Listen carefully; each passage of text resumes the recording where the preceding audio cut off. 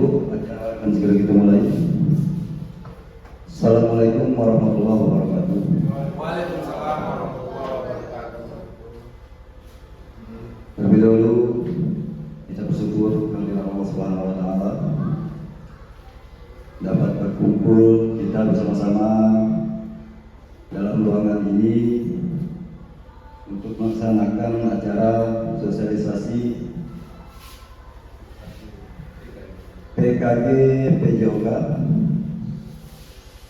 Kemudian tidak lupa salawat dan salam kita hadirkan untuk junjungan kita Nabi besar Muhammad SAW dengan mengucapkan Allahumma shalli ala sayyidina Muhammad wa ala ali sayyidina Muhammad.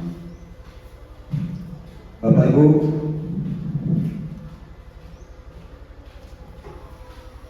hari ini kita akan mendengarkan nanti sosialisasi dari teman-teman kita.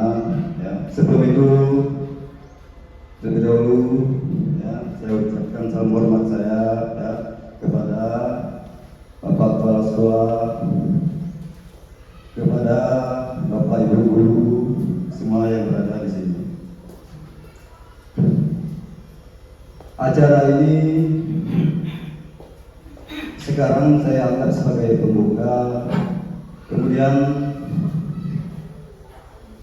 nanti akan ada kata sambutan arahan dari Bapak Kepala Sekolah SD Negeri 19 Moro yang kemudian nanti akan dilanjutkan pada inti acaranya penyampaian materi oleh rekan kita Pak Adnan Anwar.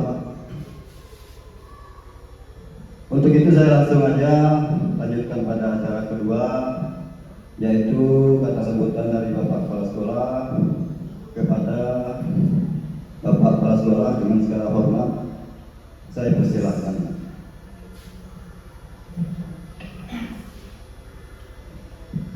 Bismillahirrahmanirrahim. Assalamualaikum warahmatullahi wabarakatuh. Alhamdulillahirabbil alamin wassalatu wassalamu ala asyrofil anbiya'i wal mursalin wa ala alihi wa sahbihi rasulillahi ajma'in. Allahumma shalli ala Muhammad wa ala Muhammad. Yang kami banggakan Bapak Ibu guru, kemudian yang kami hormati juga saudara kita Bapak Adnan yang hari ini akan presentasi kepada kita. Dan kemudian sama-sama kita berada di sini, mari kita bersyukur kepada Allah atas berkat limpah karunia Allah SWT, maka kita dapat berkumpul bersama-sama guna satu acara. Acara ini adalah acara daripada teman kita.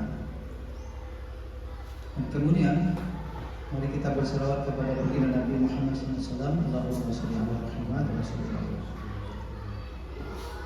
Bapak Ibu hadirin yang berbahagia, sesuai dengan judul ini adalah sosialisasi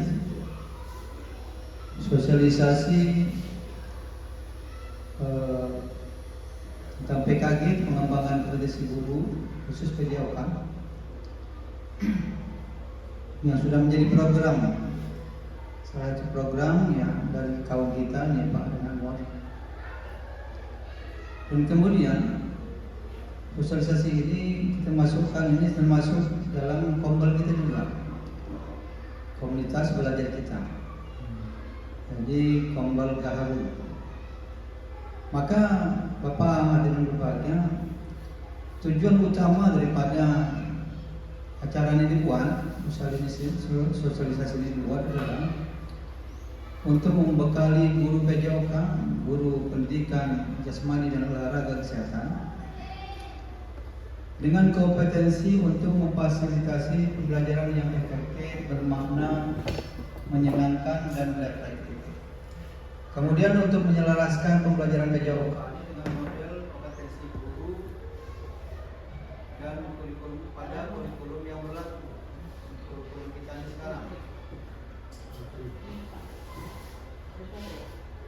kemudian yang ketiga, tujuan kita dilaksanakan daripada sosialisasi ini adalah untuk memahami peserta didik dan bagaimana mereka belajar dalam pendidikan jasmani ini. Kita tengok bagaimana sekarang anak-anak belajar sangat senang, mereka sambil bermain, mereka berolahraga, sambil bermain mereka belajar. Dan salah satu tujuan daripada tujuan utama PKG PJOK ini juga begitu, untuk memahami peserta didik bagaimana mereka belajar pendidikan jasmani, dan kemudian memiliki kompetensi profesional dan pedagogi PJOK berpusat pada peserta didik. Jadi makin menjadi profesional, dan kemudian agar mampu melaksanakan asesmen pembelajaran PJOK yang berpusat pada peserta didik. Jadi pusatnya kepada peserta didik. Dan kemudian tujuan selanjutnya adalah untuk mengembangkan profesi bersama rekan sejawat. Kita ini akan mengembangkan pada pembelajarannya dan mengembangkan profesi bersama rekan sejawat untuk meningkatkan kualitas pembelajaran peserta didik, khususnya dalam Komber kita, yakni Komber komunitas belajar sekolah kita, yakni Komber kita. Dan kemudian secara umum, Bapak Ibu berbahagia, tujuan daripada utama daripada PKG PJOK ini adalah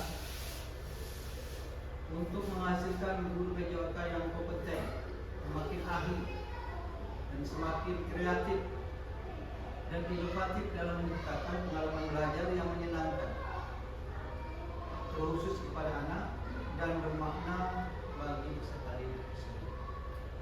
Maka hari ini kita buat ini, mudah-mudahan nanti menjadi contoh juga, menjadi motivasi bagi kawan-kawan yang lain supaya pembelajaran makin menyenangkan, untuk pembelajaran makin membaik, dan anak-anak kita menjadi anak yang cerdas dan kemudian terampil dalam kehidupannya, serta mereka ini boleh beradaptasi dengan lingkungan yang mendukung mereka.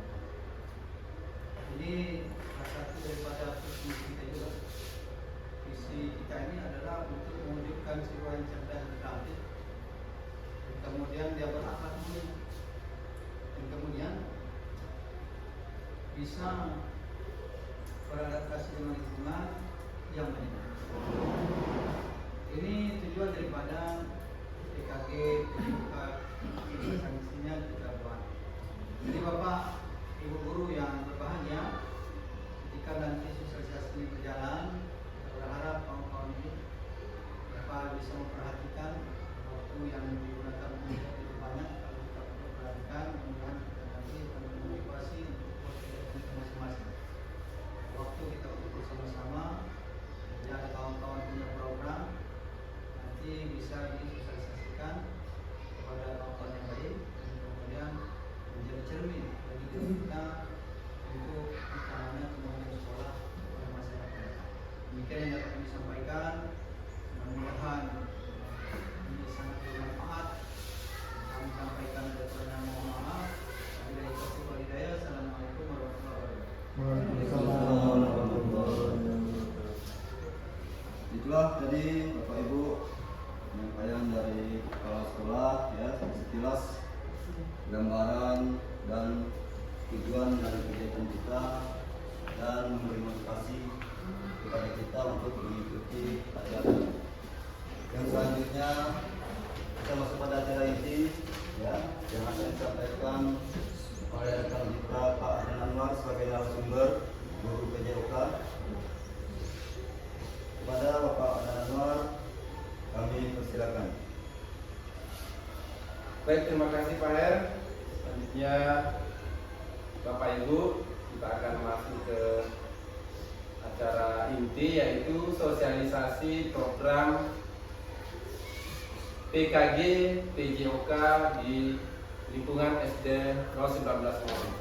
Bapak Ibu, sebelum kita memulai, saya mengucapkan dulu rasa syukur kepada Allah Subhanahu wa taala karena atas berkat rahmat dan nikmatnya kita masih diberi kesempatan untuk hadir di kegiatan sosialisasi PKG PJOK ini di dalam komunitas belajar kita Gaharu. Jadi rencananya saya di sini ingin mengajak berkolaborasi, menggerakkan komunitas belajar Gaharu kita ini untuk sama-sama menciptakan pembelajaran yang berbasis proyek. Yang terhormat Bapak Adam SPD MMPD selaku Kepala Sekolah SD 019 Moro, juga penanggung jawab Pembel Gaharu, dan yang terhormat kepada Pak Her selaku penggerak komunitas belajar Gaharu, dan yang terhormat Bapak Ibu guru sekalian yang sudah hadir dalam komunitas belajar Gaharu. Selanjutnya Bapak Ibu, sebelum memulai kegiatan untuk mengembalikan rasa fokus, ya, kita sebaiknya dulu ice breaking, ya. Jadi Bapak Ibu kita berdiri dulu semuanya. Bapak boleh bergabung Pak. Yang Bapak-bapak sebelah sini, Ibu sebelah sini. Barisannya lurus, cukup lurus ke depan. Kita pastinya.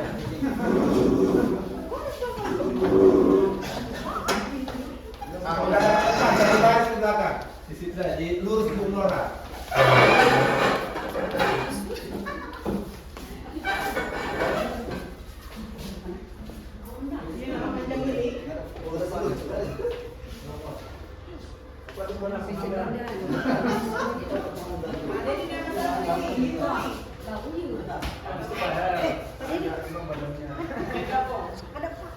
Oke, jadi Bapak Ibu, judul speakingnya adalah menebak gaya. Ya, gayanya orang belakang melihat kata kunci. Kata kuncinya cukup 2 kata ya. Jadi Buddha misalkan melihat kata kuncinya, contoh bebek bertelur. Nah, Buddha seperti gini, keluar telur. Nah, tapi jangan disebut, ditepuk ke bujus. Bujus mencoba menerka dan meniru gayanya sampai seterusnya. Jadi yang terakhir menebak. Apa itu yang dilakukan? Berarti yang terakhir bisa lihat itu belakang. Yang terakhir Bisa masuknya itu bisa tengok gerakan di belakang itu. tidak bisa. Bisa. Jadi sambung. Betul tak ini? Betul tak penyampaian dari belakang ke depan. Kata kuncinya adalah fokus. Oke? Pak David. Pak David maju sini, lihat kata kuncinya. Udah.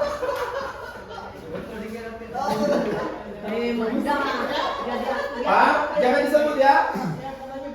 Apa lagi mikir? Cuma agak ini. Jangan disebut ya. 2 kata. Oke, cukup 2 kata. Siapa dulu itu dulu? Udah, jangan disebut. Tidak boleh disebut. Bersamaan. Bersamaan. Oh, bisa mas. Oh, satu-satu dulu. Oke, dari ibu dulu. Ibu dulu.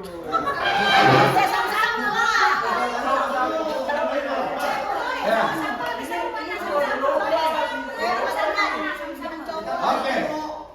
Kesepakatan sama-sama. Oke. 1, 2, 3.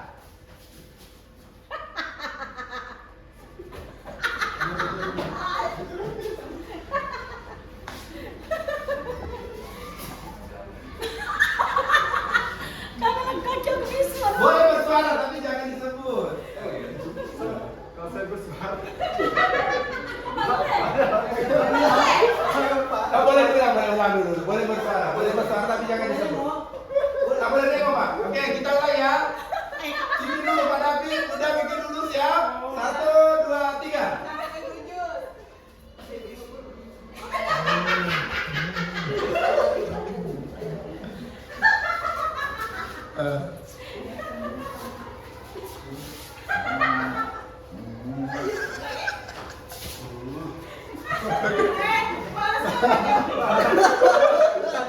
Pak tengok Pak.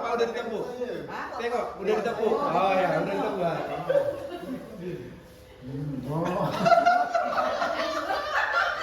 Oke, Bapak boleh sebut. Udah cewek? Belum. Udah. Oke, coba Pak, apa jawabannya Pak? Buahnya makan. Boleh makan. Pak ya? Lembu makan. Pak R? Kambing makan. Ada tidak Pak David? Betina.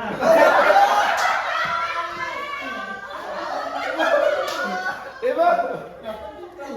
Ibu apa?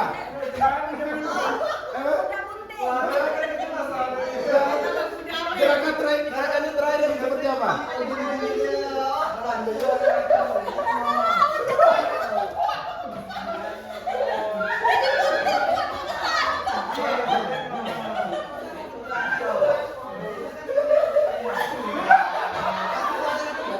Oke, Bapak Ibu, cukup.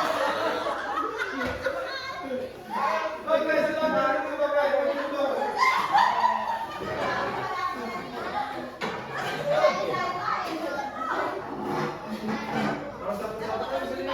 Oke.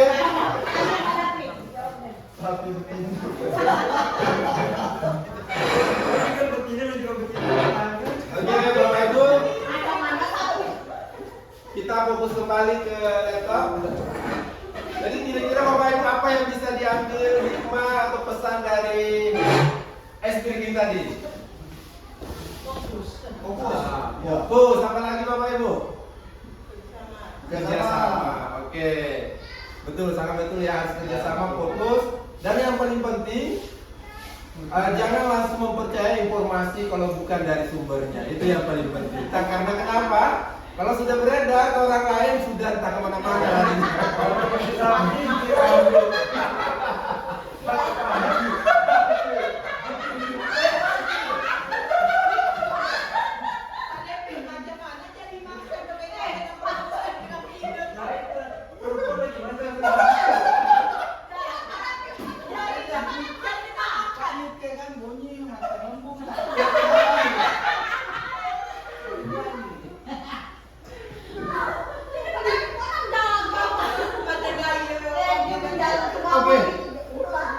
Oke, cukup Bapak Ibu ya, kita lanjut, nanti kita boleh aplikasikan pada saat kompel kita bersama, harus ada S-Breaking-nya biar nggak bosan-bosan.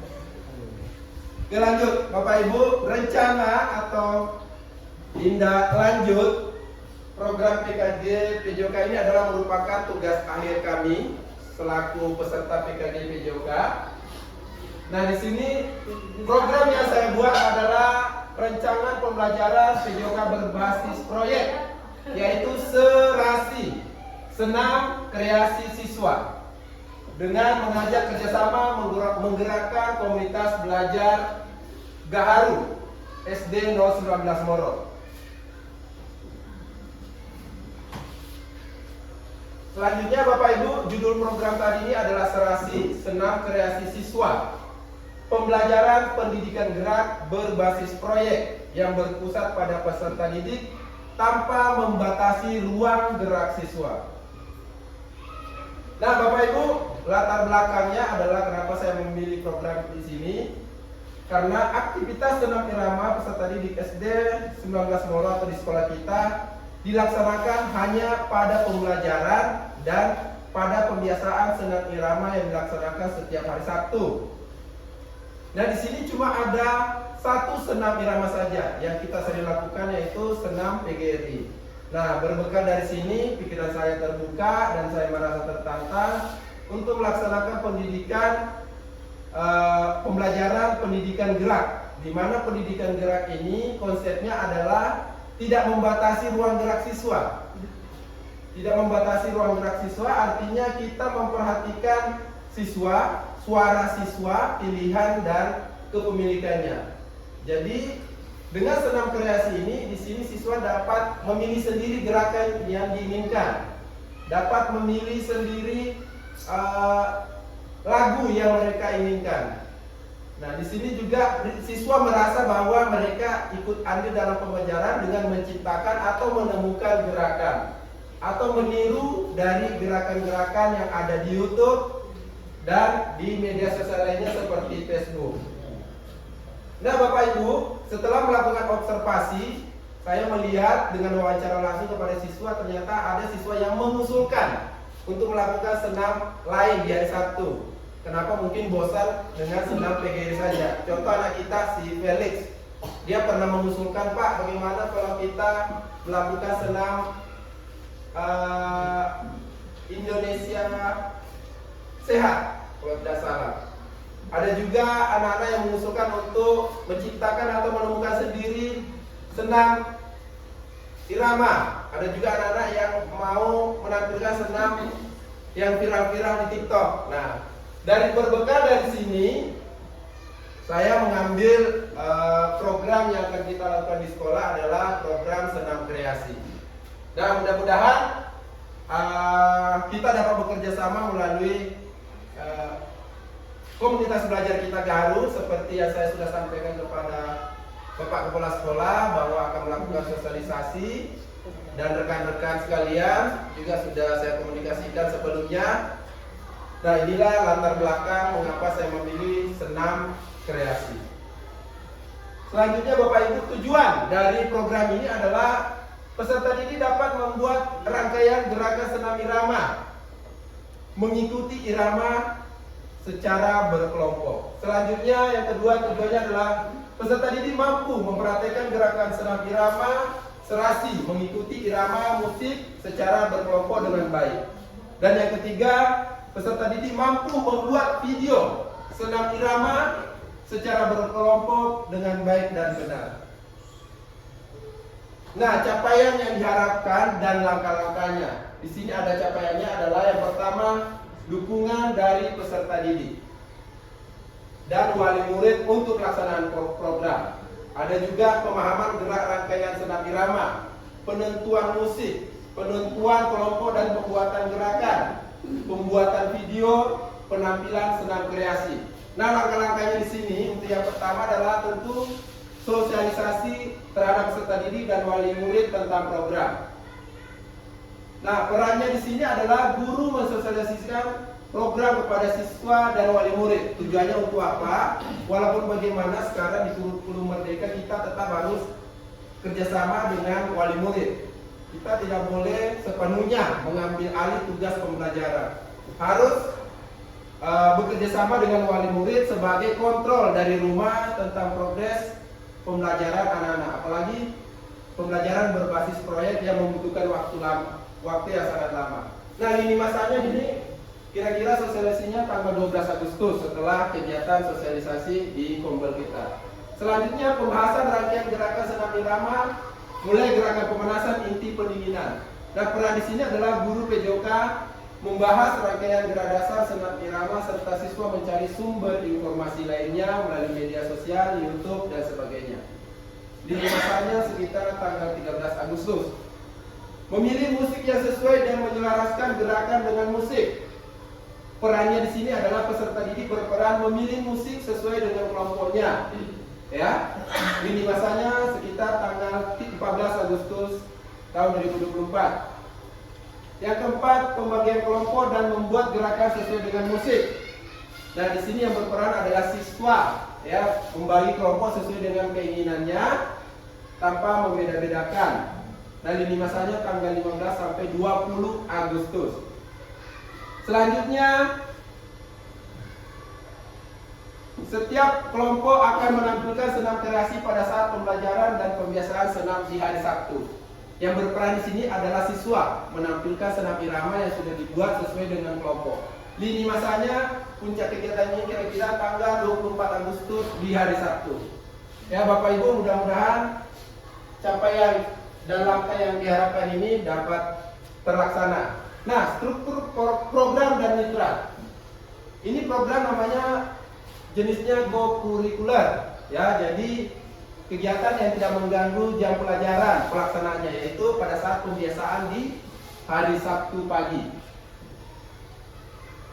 Peserta didik yang terlibat adalah kelas 5 dan kelas 6. Untuk sementara masih kelas 5 dan kelas 6.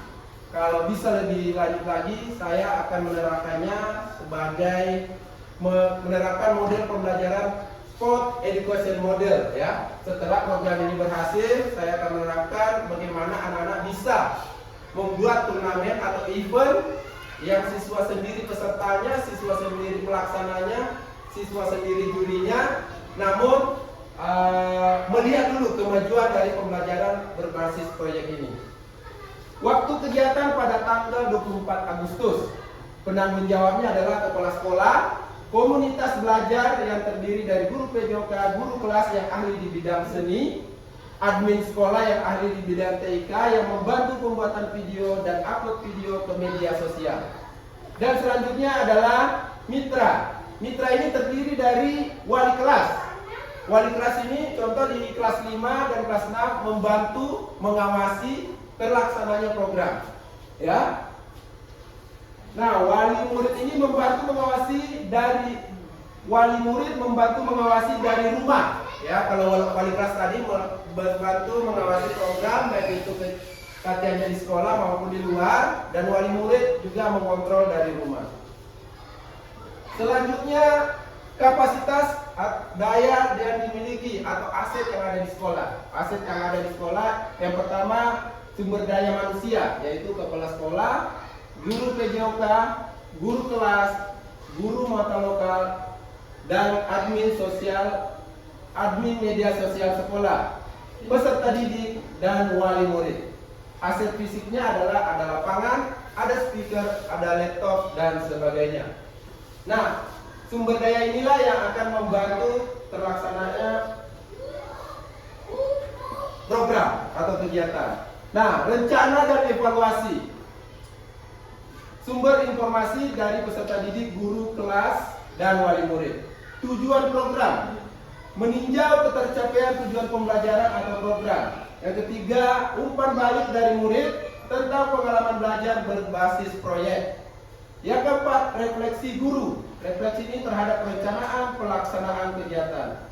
Evaluasi, setelah gerakan sudah bagus, setiap kelompok membuat video senam kreasi sesuai dengan kelompoknya dan mengupload ke YouTube atau Facebook sekolah yang dibantu nanti admin media sosial sekolah, yaitu Pak Dedi. Pak Dedi ya. Selanjutnya,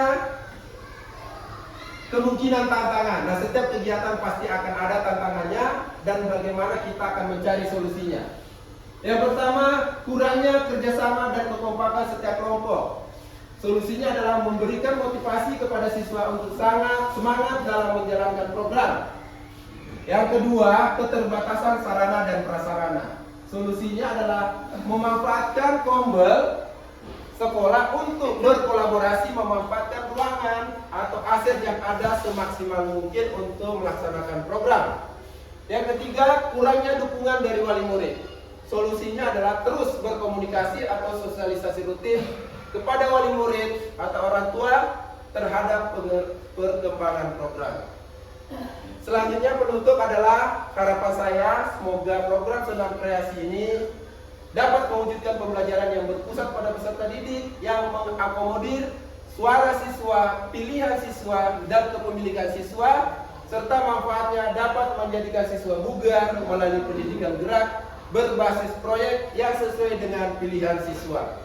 Jadi intinya Bapak Ibu, pembelajaran berbasis proyek ini adalah di mana memberikan kesempatan kepada siswa untuk membuat sesuatu, membuat produk yang membutuhkan waktu yang lumayan lama, dan pelaksananya adalah co-kurikuler yang di luar sekolah maupun dalam sekolah di luar jam pelajaran sekolah. Jadi proyek ini adalah merupakan produk yang akan dilaksanakan oleh siswa dan tentunya direncanakan bersama guru maupun komunitas belajar. Sekian Bapak Ibu sosialisasi dari saya. Bila ada yang mau ditanyakan, saya kembalikan kepada Bapak Ibu tentang pembelajaran berbasis proyek serasi akan dilaksanakan di komunitas belajar yang akan dilaksanakan di sekolah dengan berkolaborasi dengan komunitas belajar sekolah. Baik Bapak Ibu, apakah ada yang mau ditanyakan Bapak Ibu? Bu Mai, silakan Bu Mai.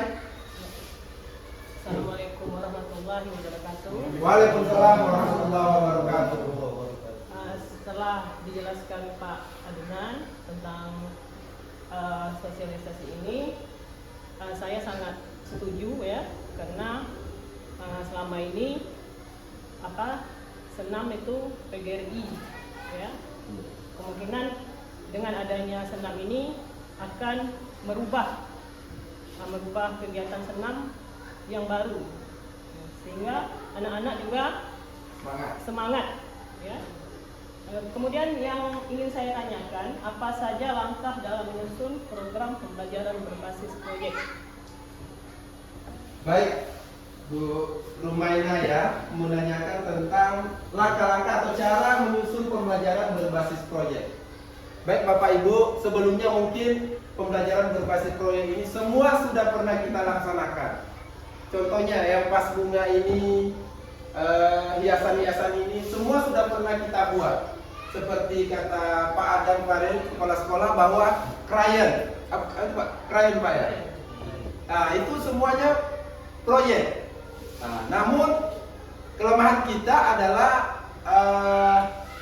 refleksinya atau pelaksanaannya susunannya semua secara lisan. Nah, sementara pembelajaran berbasis proyek ini harus ada catatan, harus ada refleksi mulai dari rencana, pemilihan tujuan, sasarannya siapa, kemungkinan tantangannya apa. Kalau ada tantangan, ada tidak keberhasilan, harus ada evaluasi. Evaluasinya seperti apa? Bagaimana rencana tindak lanjut? Nah, itu saja kelemahan kita Bapak Ibu, belum pernah menyusun rencana pembuatan program. Nah, sedikit saya sampaikan Bapak Ibu, di sini cara pembuatan rancangan. Yang pertama tentu tujuan pembelajarannya apa? Di sini kita buat. Ada tujuan pembelajarannya kalau kita buat proyek. Selanjutnya, apa yang menjadi produk utama? Apa produk yang akan kita buat? Selanjutnya, pertanyaan kunci. Ya. Selanjutnya adalah bagaimana produk hasil karya. Buat untuk istilahnya untuk mendokumentasikan supaya itu adalah hasil, betul-betul hasil karya kita, tidak dijiplak orang lain, itu harus ada bukti nyatanya, terus ada bukti dokumentasi, diunggah di Facebook sekolah, dipresentasikan di acara-acara sekolah, dan dibagikan melalui media sosial. Selanjutnya pertanyaan kunci. Nah, di sini bagaimana cara menciptakan atau bagaimana cara membuat produk yang baik ya setelah kita tahu judulnya apa. Jadi harus ada pertanyaan-pertanyaan kunci. Apa manfaatnya? Bagaimana cara mensosialisasikannya? Itu adalah langkah-langkahnya. Selanjutnya tipe proyek. Kita harus tahu juga tipe proyek. Model pembelajaran seperti apa yang kita terapkan? Apakah model saintifik? Apakah menggunakan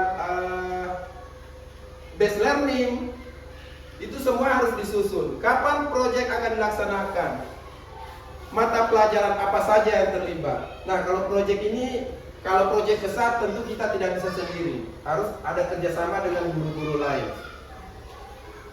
Kenapa harus terlibat dengan guru-guru lain? Contoh misalkan proyek yang ada tulisannya, tentu kita harus konsultasikan dengan guru-guru yang ahli dalam bahasa Indonesia, dalam tutur bahasa.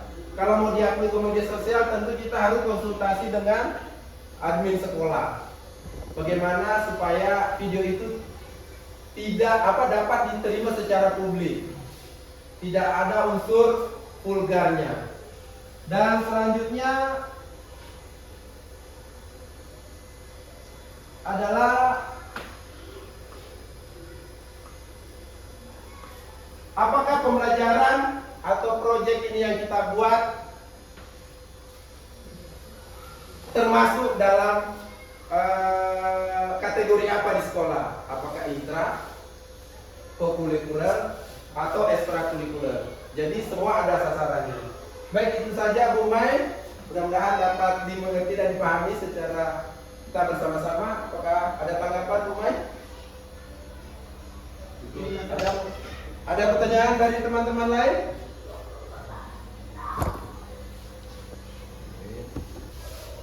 Pak, ada penguatan, Pak?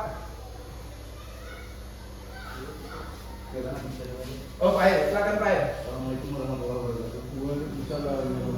Waalaikumsalam warahmatullahi wabarakatuh. Saya ingin bertanya karena tadi apa namanya? Kayak itu perlu perencanaan ya. Siap. Perencanaan itu masuk dalam EPP atau sendiri bisa dari EPP gitu. Oke. Baik, terima kasih atas pertanyaannya Pak Air ya. Sesuai dengan bekal ilmu yang kami dapatkan kemarin pada saat pelatihan, proyek ini dimasukkan juga dalam pembelajaran. Ada yang dimasukkan dalam pembelajaran, ada juga yang tidak. Kalau dalam pembelajaran, contoh proyek dalam belajar yang habis mungkin 2-3 kali pertemuan. Kan ada itu materi 2 kali 3 kali pertemuan. Nah, tentu kita buatkan rencana dalam pembelajaran. Nah, kalau proyek ini kita buat dalam akhir semester, berarti itu jatuhnya modul seperti proyek pelajar Pancasila. Nah, itu yang belum pernah kita buat di komunitas belajar kita adalah profil pelajar Pancasila. Nah, tiba-tiba kita akan membuat gelar karya nanti. Nah, pas membuat gelar karya, contoh seni, tari. Nah, seni tari, di situ juga harus ada modulnya, ada programnya. Tidak serta-merta kita cuma hanya penampilan seni tari di profil pelajar Pancasila, tetapi tidak ada programnya. Jadi seperti itu Bapak Ibu, boleh laksanakan dalam pembelajaran, ekstrakurikuler maupun kokurikuler, disesuaikan dengan tujuannya. Seperti itu Pak Air. Satu lagi mana? Oke. Makasih Pak Air. Ada lagi yang bertanya? Satu lagi mana? Oke. Lanjut Pak Air. Kita contoh apa itu kegiatan yang termasuk pada ekstrakurikuler, intrakurikuler dan apa ada satu lagi? Ekstra. Ekstra, infra, terus apa lagi? Kokurikuler. Untuk contoh-contoh kegiatannya itu masuk ekstra, masuk yang bagaimana aja? Oke. Nanti ada banyak contoh-contohnya Pak Air ya. Contoh kecil saja. Kalau seperti yang saya laksanakan adalah kokurikuler. Pelaksanaannya di hari sekolah, tetapi tidak mengganggu jam pelajaran. Itu kokurikuler. Ekstrakurikuler itu contoh eskul sepak bola yang dilaksanakan di luar sekolah di jam pelajaran sore.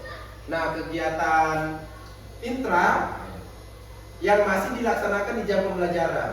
Terima kasih. Itu aja Pak ya. Oke, baik teman-teman, saya rasa sudah cukup sekian. Saya akhiri kegiatan sosialisasi ini dengan mengajak teman-teman mengucapkan hamdalah. Alhamdulillah.